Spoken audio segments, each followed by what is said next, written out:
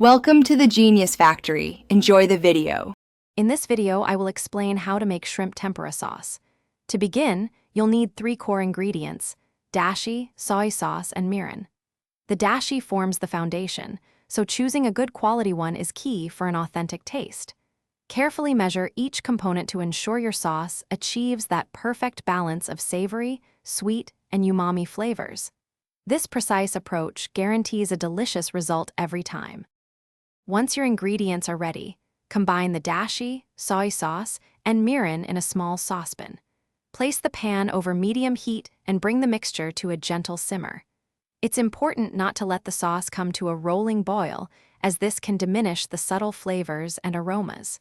Just a light simmer is all you need to meld the ingredients beautifully. After simmering, taste your sauce and adjust the seasoning as needed. If you prefer a slightly sweeter profile, add a pinch of sugar.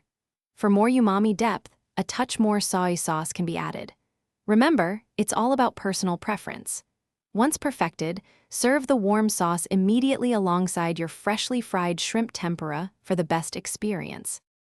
For any leftover sauce, store it in an airtight container in the refrigerator, where it will stay fresh for up to 3 days. You can also experiment with variations. Try adding a small amount of freshly grated ginger or daikon radish to the sauce for an extra layer of flavor and a refreshing kick. And hey, while you're enjoying your delicious tempura, be sure to check the description below for a link to the Echo Dot smart speaker and other great deals.